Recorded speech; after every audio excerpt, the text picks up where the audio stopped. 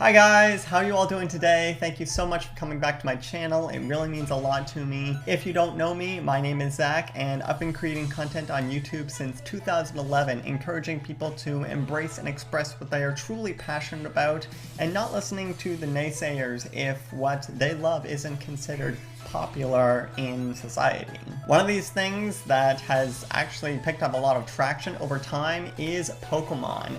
Collecting cards, playing video games, watching movies, and just recently, Detective Pikachu hit theaters. It's one of those movies that is based off a video game, and if you've been watching pop culture movies for a long time, you know the track record that has gone through. But today I want to talk about if Detective Pikachu is the video game movie that has superseded all the rest and broken the curse. I would love to hear your guys' thoughts down in the description once this video is over. So stick around for all of that, and if you are new to the channel, hello, it's great to have you with us. Make sure to click the subscribe button if you want to be notified of when I release new videos, clicking that little bell icon. But enough of all this pre-ramble, let's talk about whether or not Detective Pikachu has broken the video game movie curse.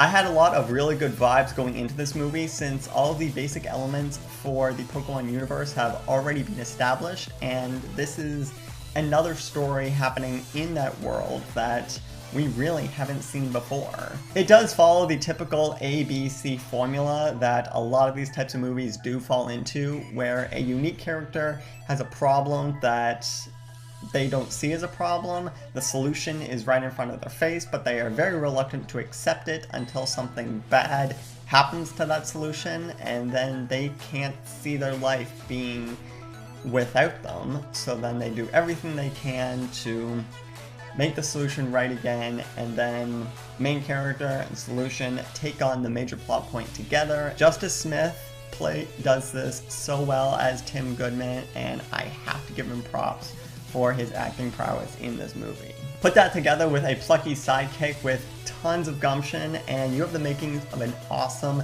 main duo for your movie. In this case, Tim is paired up with Lucy Stevens, played by Catherine Newman, whose first scene screams teenage April O'Neil mixed with Nancy Drew and a dash of Betty Cooper for this up-and-coming hotshot reporter that's going to change the world and move mountains. It's really cringy to watch, especially because it happens in the stairwell of an apartment building. Just to set the scene with that. Basically, he is stuck listening to this girl rave about how something's going on in the Pokemon world. There's a bad thing going on. I'm the only one who sees it, everyone else is blind, so I have to get down to the bottom of this story, and I will, mark my words.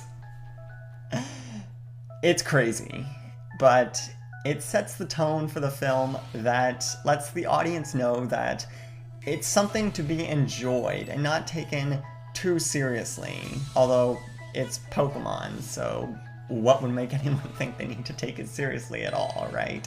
Admittedly, there were some instances of hesitation from me when I saw the trailers, wondering if they could actually make the Pokemon look and act the way they were supposed to, but they absolutely did, 100%. Especially Mr. Mime, Lickitung, and Psyduck. They were directly on par with how you'd expect them to behave just from their name alone. Mr. Mime, nothing but miming. Lickitung, as awkward as you can get it to be. And Psyduck had the headache thing going on that is a reference and shout out to the original series. Psyduck was always getting headaches, and I am so glad that this movie put that in there. I especially loved the representation of the first generation starters. Charmander was in the background of a lot of different scenes, so he got a lot of screen time. Squirtle kind of, in a sense, had the Squirrel Squad going on, but not with the sunglasses, instead in a firefighting squad in the streets of Rhyme City, which I thought was really fitting. and the Bulbasaur scene nearly made me cry. I'm not gonna lie, it was probably one of my favorite scenes just for how they were behaving, and I think that that was a really clever way to do that. Also, it almost made Bulbasaur a main character in the film, since what happens to the solution that I brought up a little earlier, Bulbasaur essentially remedies that and makes it so that the film can continue. But you can't have a movie like this and not expect to get really cheesy and super cliche at points, and that definitely came around with the major twist or reveal near the end. It's been done countless times in the movie industry. Heck, I watched Jurassic World a few weeks ago and it was even in that. And when that happened, it eventually went into the resolution for the film, which I was really not okay with. Like, it was such a cop-out ending. Like, I love the movie, 100%, but the ending was just a cop-out. They could have easily made the film a little bit longer. I left the theater thinking, but the thing that happened was used for bad. You can't tell me that it was in place all along and initially meant for good. That just doesn't work, movie. You can't just do that. I just lay it to rest because I did ultimately have a lot of fun. Detective Pikachu is a feel-good flick that gets you excited if you're a fan or you grew up with the original Pokemon games. There's actually one small, brief little reference that OG Pokemon trainers will 100% pick out and make them think, wow, they paid that much attention to detail. So I was really happy to see that, and I hope if you guys saw the film that you also enjoyed those reference moments, but also the film in general, because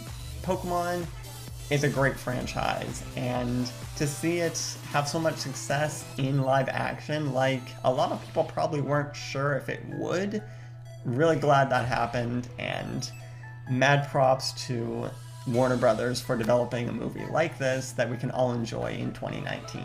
So did Detective Pikachu break the video game movie curse and open the door for these types of adaptations to be taken seriously in the movie industry? I think it did. All it took was a familiar yet different and compelling story arc that offered potential for authentic human and CGI interactions, knowing when to be taken seriously and when they can be goofy and have a lot of fun, and combining all that together in a way that allows people to leave the theater feeling satisfied that they've done right by either their childhood or just the video game genre in itself. What was your guys' favorite part of Detective Pikachu if you saw it in theaters? And what is your favorite video game franchise that could take some notes from Detective Pikachu in order to achieve their own movie adaptation success? Let me know down in the comments. I would love to hear what you guys have to say. And if you want to check out more Pokemon content from me, you can click up here, check out my entire trainer journey up to the 20th anniversary of Pokemon, or you can click right here to see a video my friend Matt and I made on the best Pokemon gym lineup. But until next time, guys, don't be afraid or discouraged by others to embrace what you are truly passionate about, because you have no idea who in the world you can make an amazing connection with.